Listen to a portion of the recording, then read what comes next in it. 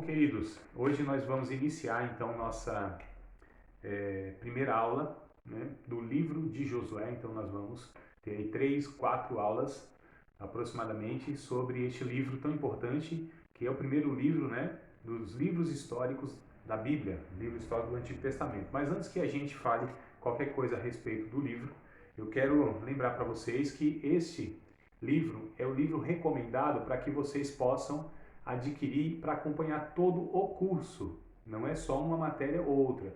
Todo o curso, tá? Tem sido o livro base para que eu possa elaborar as aulas, né? Para vocês. Então, entendendo o Antigo Testamento, tá aqui, ó, né? De Raymond Brown, editora Shed. Então, adquira, muito acessível o valor. Esse outro aqui, ó, Guia Fácil para Entender a Bíblia, também é outro que a gente tem adotado para que a gente possa, então, estar elaborando para vocês aí os conteúdos, tá? Esse também comenta toda a Bíblia. Então, enquanto esse aqui comenta o Antigo Testamento, esse comenta toda a Bíblia, tá bom? Então, é assim algo muito proveitoso para que vocês possam estar adquirindo para todo o curso. Então, são 2 livros que eu estou recomendando, né, para todo o curso. E, claro, matéria a matéria, ou livro a livro que a gente vai estudando, eu vou sugerindo, né, outros livros, como, por exemplo, esse de Josué. Eu já indiquei para vocês lá no grupo o livro que é sugestão para que vocês possam, então, tá tendo aí esse complemento, né, nessa matéria. Mas vamos lá. Livro de Josué, nós vamos estudar hoje, iniciar uma aula introdutória, né? Então eu vou pontuar aqui aquilo que eu entendo ser necessário para que a gente possa iniciar, dar o pontapé sobre este estudo, que não é exaustivo, é panorâmico, né? Só aí para que vocês possam, a partir disso, se aprofundar cada um, né, no seu interesse de aprofundamento de cada livro. Então, Josué, o sucessor de Moisés, ele, na verdade, ele vive, né, todo o período da peregrinação como um líder militar. Mas antes que a gente fale dele, do livro, tudo mais, deixa eu trazer aqui para vocês essa terra de Canaã, que foi a terra da promessa, a terra onde eles estavam agora adentrando, né? Essa promessa vem lá de Abraão. Os estudiosos dizem que Abraão compra então essa terra de Canaã, ali o campo de Macpela, do rei de Salém. Então, na verdade, essa terra já era, né, dos israelitas. Porém, né, a gente acompanha a história de Gênesis, Abraão, Isaac, Jacó, José, na terra do Egito, e aí vem o Jacó, né, e eles então vão para o Egito porque lá há suprimento de alimento.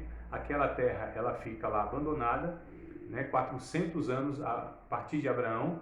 Eles estão então ali no Egito escravizados, os judeus, os israelitas, onde Deus chama Moisés. Moisés então liberta esse povo, caminha 40 anos no deserto, né, e aí nós temos aí Êxodo, nós temos Levítico, Números e Deuteronômio, e foi o livro passado que nós estudamos. Então Moisés, no finalzinho do seu livro Deuteronômio, chama então Josué como seu sucessor, né? Era um rapaz que acompanhava Moisés desde sempre. Então vamos lá, livro de Josué, anotem aí, caderninho, tá? Faça como eu, ó, anotações, para que a gente possa então estar organizando melhor aí esse estudo, né, a caminhada. Então o livro de Josué é aquilo que a gente já costumeiramente faz em cada livro da Bíblia que a gente vai estudar. A gente traz algumas perguntas e aí a gente vai respondendo para dar aquele parâmetro, né? Quem escreveu o livro de Josué? Não é identificado, tá certo? É desconhecido o autor. O que escreveu, né? Qual é o tema aí? É sobre a ocupação de Canaã. Quando foi escrito o livro de Josué? 1400 a.C. Por quê? Né? Qual o motivo de estar escrevendo esse livro? Para enfatizar a importância da obediência ao Senhor. Josué, como eu disse, foi sucessor de Moisés, como líder dos israelitas, um homem de fé, foi o braço direito de Moisés, né? E comandante militar durante os anos de peregrinação no deserto. Era um líder militar e espiritual. E durante sua vida, os israelitas foram fiéis ao Senhor. Josué é conhecido como o soldado de Deus, tá certo? O nome Josué, curiosamente, né, é o mesmo nome do nosso Senhor e Salvador Jesus. Então, Yeshua, né, Yehoshua, Josué ou Jesus lá no Novo Testamento em grego, né, que o significado é o mesmo, Salvador. Curiosamente, nós temos aí esse dado, essa informação. Deuteronômio, capítulo de número 31, né? Nós vamos então no finalzinho da história aí de Moisés, e onde inicia, né, essa sucessão de liderança aí de Moisés para Josué. Lembrando que Moisés foi um dos maiores vultos do Antigo Testamento, né? Um dos grandes homens da história de Israel. Um líder sem igual, né? Tira um povo de um lado escravo e entrega do outro lado uma nação na terra prometida com leis, né? Durante 40 anos ele tem aí então essa condução, então um homem extraordinário, um homem que a Bíblia diz que Deus falava face a face, tinha uma intimidade, uma comunhão muito grande, né? Moisés com Deus, um homem assim extraordinário naquilo que Deus o proporcionou, o propiciou. Então substituir um homem dessa envergadura, um líder desse naipe, era muito difícil, né? A gente vai ver aqui mais para frente. Deuteronômio, capítulo de número 31, versículo de número 7, versículo de número 8. Nós vamos ler aqui o Moisés falando. Chamou Moisés a Josué e lhe disse aos olhos de todo Israel: esforça-te, anima-te, porque com este povo entrarás na terra que o Senhor jurou a teus pais lhes dar, e tu o farás herdá-la. O Senhor, pois, é aquele que vai adiante de ti. Ele será contigo, não te deixará, nem te desamparará. Não temas, nem te espantes. Então vem a palavra de Moisés, né? Aí para o Josué. Josué, capítulo de número 1, versículos de número 1 ao versículo de número 3. Agora já o próprio Deus falando com Josué. Então Deus, através de Moisés, né, traz essa mensagem que nós lemos aqui em Deuteronômio 31, 7 e 8. Agora o próprio Deus, e é interessante que é o próprio Deus que se encarrega de orientar pessoalmente cada um desses líderes, né? Como foi com Moisés, agora da mesma forma com Josué, e é o que está escrito aqui, ó, em Josué, capítulo de número 1, versículo de número 1 ao 3. Sucedeu depois da morte de Moisés, servo do Senhor, que o Senhor falou a Josué, filho de Num, servo de Moisés, dizendo: Moisés, meu servo, é morto. Levanta-te, pois, agora, passe esse Jordão, tu e todo este povo, a terra que eu dou aos filhos de Israel. Todo lugar que pisar a planta do vosso pé, vou-lo tenho dado, como eu disse a Moisés. Então o próprio Deus é quem chama agora Josué, né? E aí vai animando, orientando, dando orientações para ele, diretrizes. É bem interessante a gente perceber então essa proximidade de Deus com esses dois homens. E aí a gente vai dividir aqui o nosso estudo desse livro em 4 partes, tá certo? Primeira, nós vamos estudar inclusive hoje, né, ou pelo menos vamos introduzir, tá certo? Que são os obstáculos a serem vencidos. Então, capítulo de número 1 ao capítulo de número 5, nós vamos pegar esse tema, obstáculos a serem vencidos. É interessante observarmos, queridos, que apesar desta terra ser por direito, né, porque Abraão compra lá atrás, há séculos atrás, essa terra, porém ela foi ocupada por outras pessoas, né, os cananitas. E naquele tempo, então, as terras eram conquistadas através das batalhas, das guerras mesmo, né? Então, era a ocupação da terra de uma maneira violenta. Era assim que se fazia naquele tempo. Então, esse povo, embora Deus tinha dado, embora fosse de direito, né, para esse povo, mas eles teriam então que aí batalhar, se esforçar. É interessante que na vida também é assim, né? Embora Deus tenha promessas para as nossas vidas, há de fato um lado, uma parte, um esforço humano fazendo aquilo que compete à nossa humanidade, e claro, né?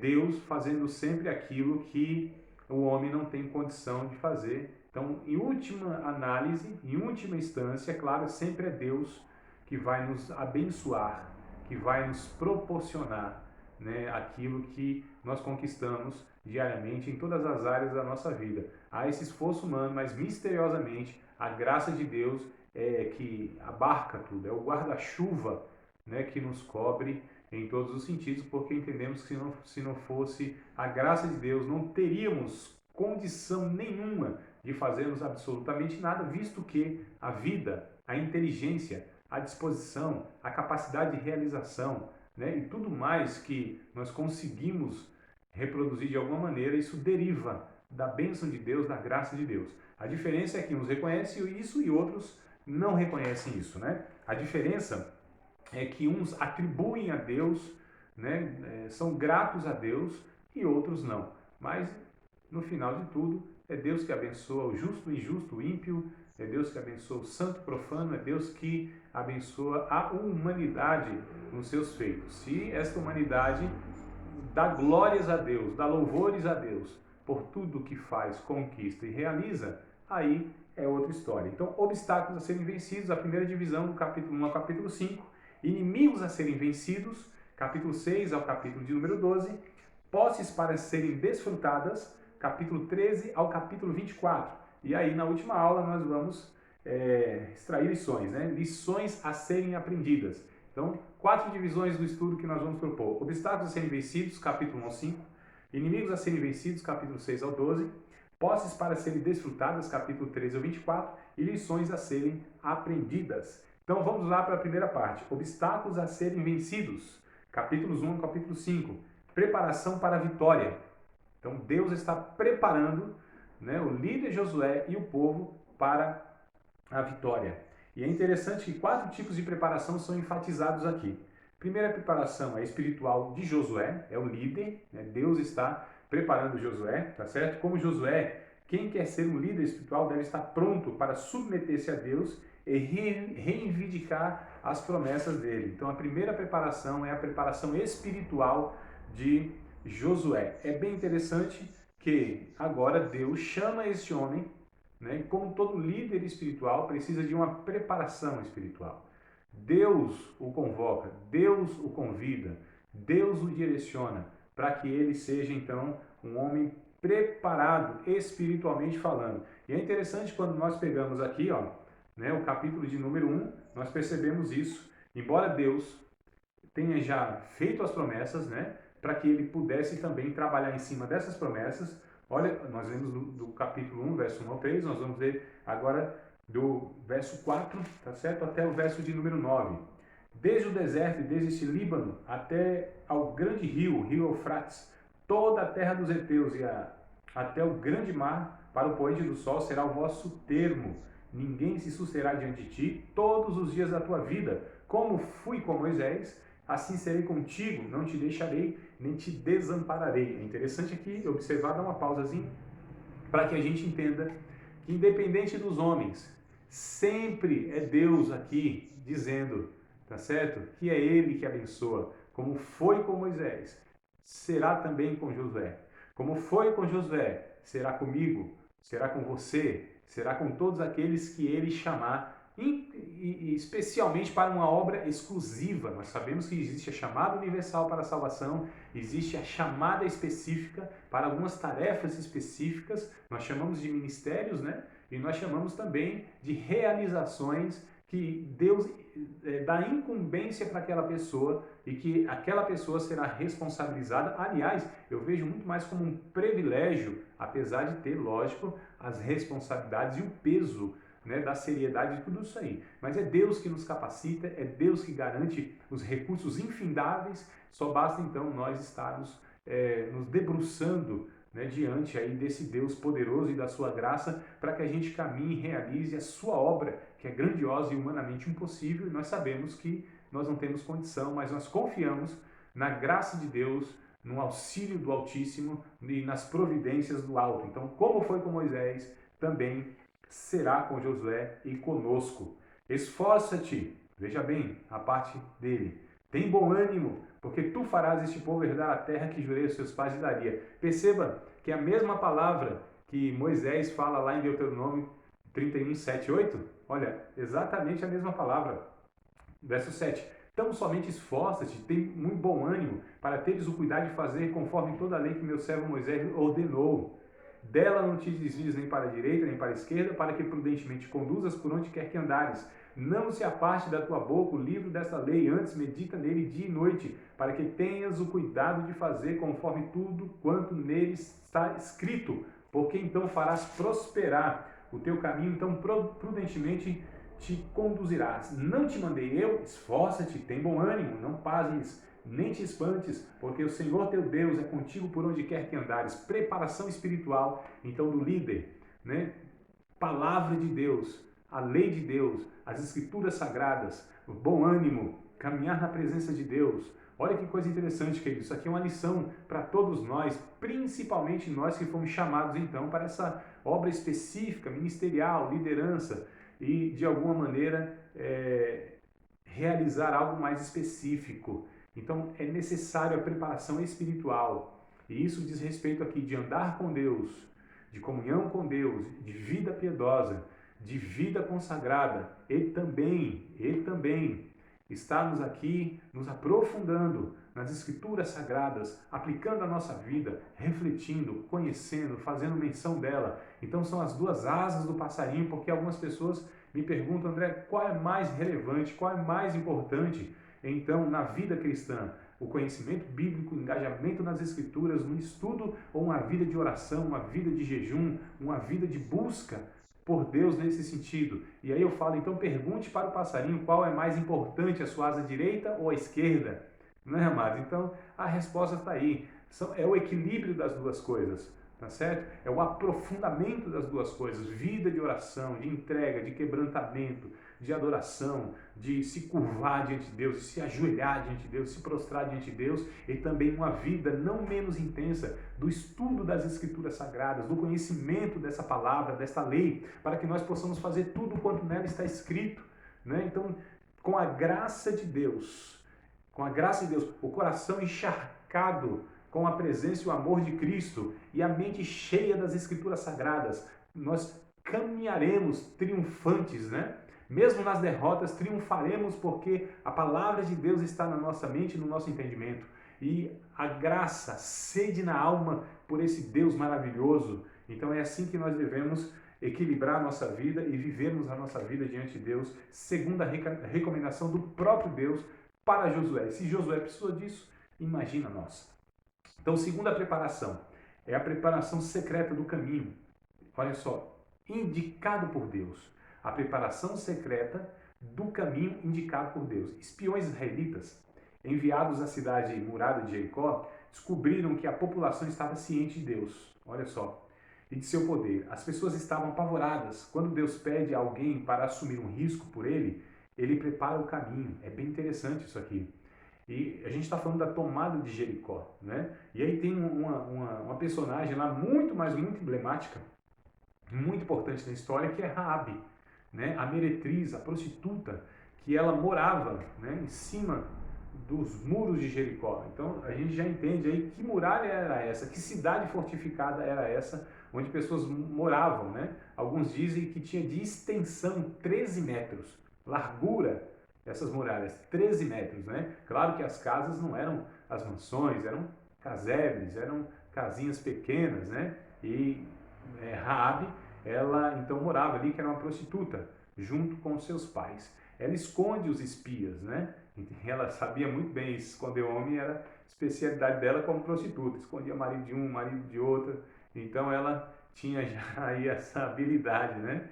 E Raabe, curiosamente, a gente percebe uma meretriz, uma prostituta, entra na genealogia de Jesus. Quando a gente pega no Novo Testamento, está lá Raabe, na árvore genealógica, né, na linhagem pertencente à família de Jesus. Veja que coisa curiosa, né? Como Deus é esse Deus amoroso que inclui todos quanto assim entenderem o seu chamado. Porque é curioso que a própria Raabe diz, e a gente vai ver um pouquinho mais para frente aqui, ela mesmo diz que eles, né, todos os moradores de Jericó, sabiam que Deus era Deus em cima do céu e embaixo na terra. Todos tinham informação a respeito do Yahvé, desse Deus, né, que vinha conduzindo esse povo desde o Egito. Mas só ela que responde, então, segundo esse conhecimento. Ela, então, é quem abre o seu coração para esse Deus maravilhoso. E aí a gente já conhece a história. Ela é salva, né? Aí da destruição da cidade junto com a sua família. No muro, os muros caem, mas ela é preservada ali de uma forma milagrosa por Deus. Bem interessante nós observarmos isso, queridos. Então, Deus prepara, olha só, o caminho que Ele indica é interessante que em toda essa trajetória, quando nós lemos o capítulo de número 5, né, nós vamos estudar do 1 ao 5. Então, o capítulo número 5, já estou indo para o final, mas eu volto daqui a pouco. O capítulo de número 5, a gente percebe que tem uma expressão muito interessante, né? Se Deus ele dá a tarefa, ele também mostra o caminho. É bem interessante, aliás, é no capítulo 6 que tem, né, esse termo que eu estou pensando aqui. É no verso de número 2, 6 e 2, tá? Então disse o Senhor a Moisés, olha, tenho dado na tua mão a Jericó e ao seu rei e seus valentes. Olha, tenho dado algo que já estava entregue. Deus já tinha dado, mas eles precisariam então fazer aí essa rodeando, né, 7 vezes aí essa muralha. Então, apesar de Deus já ter entregue, já ter dado, havia então essa necessidade humana deles obedecerem, que de fato é o tema do livro de Josué, né? A ênfase na obediência ao Senhor. Então, quando Deus pede alguém para assumir um risco por ele, ele prepara o caminho. É Deus que nos conduz em tudo isso. É Deus que nos guia em tudo isso. Deus nos chama e se responsabiliza por esse chamado. Deus que nos conduz, né? Deus que nos leva, então, aí ao destino final, ao propósito cumprido, né? Aquilo que será feito. Deus tem os seus recursos e nenhuma obra de Deus será frustrada, tá certo? Porque ela não depende de nós. É Deus que ele é soberano, ele é autossuficiente. Eu não tenho a capacidade de frustrar nenhum plano de Deus sobre minha vida, porque ele tem recursos infindáveis. Só basta, na verdade, eu me entregar nessa dependência, né, de Deus. Aqui que está o X da questão. Terceira preparação é a preparação delicada dos israelitas. Olha que coisa interessante. Houve a preparação espiritual do líder, houve aqui a preparação secreta do caminho indicado por Deus, e aqui nós estamos vendo a terceira preparação, que é uma preparação delicada dos israelitas. Deus abriu o caminho pelo Rio Jordão, porque o Rio Jordão é o que estava entre os israelitas e a terra de Canaã. Então Deus, para mostrar que estava com Josué, como havia estado com Moisés, né? Deus foi sensível às necessidades dos israelitas, de prova de sua presença com Josué. Então havia esse temor, né? Será que Deus vai ser com esse Josué como foi com Moisés? Eles tinham então essa figura, né? Como já falamos aqui de Moisés, esse líder, né? Que Deus por meio dele operou muitos e muitos milagres, coisas extraordinárias na história humana que não se repetiram durante 40 anos. Então aquele povo, ele tinha essa experiência, sabia quem era Moisés, sabia quem era o Deus de Moisés, e agora há esse receio. Deus foi sensível a essa necessidade. Então Deus, ele ratifica, ele dá o crivo, né? Ele dá o seu carimbo, que também é com o Josué. E assim como com Moisés, né? Saindo da terra do Egito, ele abre o mar vermelho. Agora também com Josué, o rio Jordão se abre para que esse povo passe a semelhança lá de 40 anos atrás. É muito interessante, queridos, que Deus é esse Deus, não é? Que ele mostra de fato, dá o seu crivo, ele chama alguém e ele dá sinais através dessa pessoa, que aquela pessoa, ela é de fato vocacionada por Deus. Os dons de Deus, os ministérios entregues, não é necessário que eu e você nos esforcemos para fazer absolutamente nada, para provar nada. O próprio Deus se encarregará. O próprio Deus é Ele mesmo que tomará a iniciativa e que dará os sinais necessários para que a palavra dele, o ministério dele, em nossa vida seja evidenciado. Então, não faça apenas nada. Nada, melhor dizendo, não faça nada. Apenas viva na presença de Deus. Apenas ame esse Deus, apenas busque esse Deus e não tente provar nada a ninguém, fazer nada para provar nada a ninguém. Apenas ame a Deus, persevere, porque é o próprio Deus que fará o que for necessário para a glória dele e para que isso contribua. Não é para uma exaltação pessoal, não é para uma vaidade, não é para um ego massageado, mas é para ratificar a sua palavra, é para glorificar o seu nome, é para abençoar pessoas. Nunca eu estou falando aqui que seja essa ação de Deus, né? Nunca é para uma autoexaltação, e sim sempre para que o seu nome seja glorificado e a sua palavra em nós e através de nós tenha o peso da verdade e o peso da glória de Deus para alcançar as outras pessoas. Então é nesse sentido. Como foi com Moisés, foi com Josué, houve essa preparação aí então, né, delicada dos israelitas. A quarta preparação é a preparação do coração do povo. Então houve a preparação do líder espiritual, olha só. Houve a preparação secreta do caminho, houve a preparação delicada dos israelitas e agora a preparação do coração do povo. Veja bem, os homens de Israel foram circuncidados e toda a comunidade celebrou a Páscoa. Esses atos expressavam compromisso com o Senhor. Então, antes que eles entrassem na terra prometida, antes que eles conquistassem aquela terra, eles foram, os homens que não tiveram sido ainda circuncidados, foram circuncidados e celebraram a Páscoa. A circuncisão era o sinal da aliança entre esses homens e Deus. Todos aqueles que quisessem entrar nessa aliança, todos esses que quisessem andar com o povo de Deus, pertencer ao povo de Deus, tinha que se circuncidar, né? Era uma pequena cirurgia que fazia ali na pelinha do pênis, né? Chamada de o prepúcio.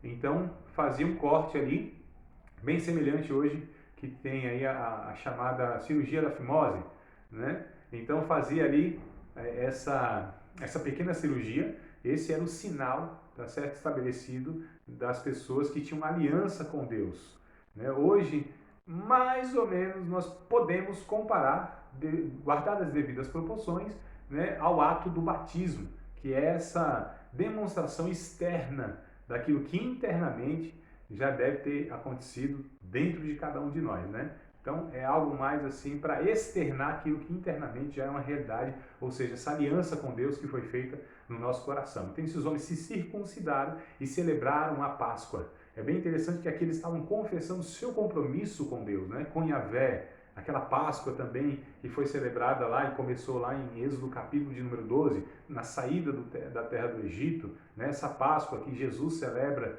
também lá no Novo Testamento, nós chamamos hoje de ceia, né? Essa celebração da morte e sacrifício do nosso Senhor Jesus Cristo. Então tudo isso já estava sendo construído ao longo do tempo, né? Que era a confirmação, a afirmação da aliança de cada um de nós com esse Deus, né? Esse compromisso fixado. Então, antes que eles entrassem na terra de Canaã, eles se circuncidaram, os que não eram ainda circuncidados, e aqueles que foram circuncidados celebraram então a Páscoa, que era a celebração da libertação daquele povo lá da terra do Egito. E é muito interessante observarmos esses detalhes aí. Deus dá orientações claras e encorajamento. Eu quero ler alguns textos aqui, tá certo? Do livro de Josué. Vamos lá pegar novamente aqui, né? O capítulo de número 1, versículos de número 5, 6, 7 e 9. Olha só, o encorajamento que Deus dá então a Josué. Ninguém te susterá diante de ti todos os dias da tua vida, como fui com Moisés, assim serei contigo. Não te deixarei, nem te desampararei. Esforça-te, tem bom ânimo, porque tu farás este povo herdar a terra que jurei aos teus pais. Tão somente esforça-te, tem bom ânimo, para teres o cuidado de fazer conforme toda a lei que meu servo Moisés te ordenou. Dela não te desvie nem para a direita, nem para a esquerda, para que prudentemente conduzas por onde quer que andares. Verso 9. Não te mandei eu? Esforça-te, tem bom ânimo, não pasme, nem te espantes, porque o Senhor teu Deus é contigo para onde quer que andares. Então Deus é esse Deus que anima, esse Deus que encoraja, esse Deus que dá fôlego, que dá combustível, que dá poder, que dá recurso, né? É esse Deus que nos chama para a sua obra, para a caminhada na vida, e Ele vem conosco, Ele caminha conosco, nos animando, queridos. Então vamos lá. Ele encoraja, Ele dá confiança. Olha só, verso 5, Ele dá confiança, não é? Porque nós lemos aqui, olha só, ninguém te susterá diante de ti todos os dias da tua vida, como foi com Moisés, assim serei contigo. Confia, né? Acredite nesse Deus. Então, ele encoraja através da confiança. Ele também encoraja através da valentia. No verso de número 6, esforça-te, tem bom ânimo, queridos. A vida não é para fracos. A vida exige, e a vida cristã muito mais, exige de fato uma valentia, uma coragem. Eu não estou falando de nenhuma questão física, de nenhuma questão de agressividade. Eu estou falando de que precisamos ser ousados em enfrentar as adversidades da vida, não é? matar um leão por dia, um urso por dia, é enfrentar a nós mesmos nos nossos pecados, a não desistir nunca, a perseverar. É preciso ser valente para fazer as coisas corretas. É preciso ter peito, ter coragem para estar de fato vivendo aquilo que nós acreditamos, a palavra de Deus, ir contra o curso deste mundo e muitas vezes irmos contra o curso religioso estabelecido no sistema que está na praça aí, porque infelizmente, queridos, há muita coisa chamada Deus e não é Deus, né? É mais proposta humana. Então é preciso ter coragem, valentia, é preciso nós enfrentarmos tudo e enfrentarmos todos, segundo a convicção que Deus nos deu no nosso coração. Isso é um preço a ser pago e não é para covardes, é preciso ter peito para ser original, para ouvir a voz de Deus e cumpri-la, ser governado por Deus e não por homens que estão totalmente desvirtuados. A liderança cristã é necessária enquanto essa liderança, de fato, ela nos orienta na vontade de Deus. E quando não nos orienta, é preciso ter peito, coragem, então, para enfrentar, não de uma forma desrespeitosa, não de uma forma ofensiva, mas sim de uma forma correta, se posicionando com a palavra de Deus. Nós devemos satisfação, de fato, segundo a verdade de Deus. Nós devemos a Cristo, a nossa salvação e a nossa vida e não nos tornarmos escravos dos homens. E para isso é necessário coragem. Verso 7 e verso 8, ele encoraja aqui com atenciosidade, né? Ó, tão somente esforça, tem bom ânimo, não terás cuidado de fazer conforme toda a lei que meu servo Moisés te ordenou, não desvie nem para a direita nem para a esquerda, para que prudentemente te conduza por onde quer que andares. Não se aparte da tua boca o livro desta lei, antes medita nele de noite, para que tenhas cuidado de fazer conforme tudo quanto nele está escrito, porque então prudentemente te fará prosperar. Veja só, seja atento à voz de Deus, à vontade de Deus. Vou repetir aqui, vou trazer novamente para enfatizar essa verdade. Seja atencioso, não seja displicente com as escrituras sagradas. Não seja relapso, relaxado, superficial. Procure saber de fato a vontade de Deus, investigue, examine, se aprofunde, se debruce nas escrituras sagradas de dia e de noite. Não se aparte da tua boca o livro desta lei, para que possa prudentemente ser conduzido por Deus. São as escrituras sagradas que são a bússola, o mapa, a orientação na nossa vida, tá certo, queridos? Então, você que é discípulo de Cristo, discípula de Cristo, se aprofunde na palavra de Deus, ame as escrituras sagradas, se dedique mais do que a sua faculdade, se dedique mais do que a sua profissão, se dedique mais do que qualquer coisa nesta vida, se debruce de fato com toda a sede, empenho, investigue, leia, ouça, estude, né? Aprenda, tenha esse desejo, então faça isso, seja atencioso. Olha só, seguro pela presença de Deus, o verso de número 9 aqui, ele encoraja também com a segurança da presença de Deus. Não te mandei eu, esforça-te. Esforça-te, tem bom ânimo, não pasmes, nem te espantes, porque o Senhor teu Deus é contigo por onde quer que andares. O que nos encoraja, o que nos dá impulso, o que nos faz prosseguir, é porque nós temos a segurança da presença desse Deus sobre nossa vida. Nós não estamos caminhando sozinhos. Ainda que todos nos abandonarem, ainda que a nossa mãe nos abandone, diz a palavra de Deus em Isaías, Ele jamais não nos abandonará. Ele disse aqui, não te deixarei, nem te desampararei. Isso está ratificado também em outras passagens, mas eu me refiro a Hebreus. Também está escrito isso, né? Não te deixarei, nem te desampararei. Olha só, estarei contigo todos os dias da tua vida. O próprio Jesus disse isso em Marcos, lá no capítulo final, capítulo 16, no finalzinho, e que Ele estaria conosco todos os dias da nossa vida, confirmando, né, os sinais, com sinais. Então, Deus que anda conosco, esse Deus que se faz presente, é socorro bem presente na angústia, pelo que nós não temeremos, ainda que os montes se transportem para o meio dos mares, ainda que as águas rujam e se perturbem.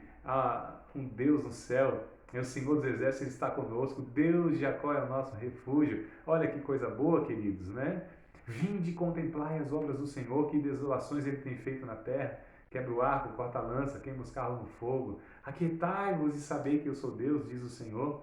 ser exaltado na tua vida, ser exaltado na terra. Olha, ele tem um rio que alegra o santuário das moradas do Altíssimo. Deus está no meio dela, não será abalada. Deus te ajudará ao romper da manhã. Vamos lá, o Senhor dos Exércitos está conosco, Deus de Jacó é o nosso refúgio. Você não está sozinho, você não está sozinha. Ainda que todos te abandonem, Deus é contigo, Deus é na tua vida. Esforça-te, levanta, reergue a cabeça, reanima, continua fazendo aquilo que Deus te chamou para fazer, ainda que todos te deixaram, ainda que todos te reprovaram, mas se é Deus que está na tua vida, vá em frente, caminhe. Você e Deus é a maioria e isso basta. Deus te abençoe, Deus te guarde, Deus faça resplandecer o seu rosto sobre ti, Deus levante sobre ti o teu rosto e te dê a paz. Lembrando, hein? Se inscreve no canal se não é inscrito, dá um joinha lá, compartilhe à vontade. E essa aula introdutória, te vejo na próxima aula, se Deus quiser. Deus te abençoe, beijão no coração de vocês.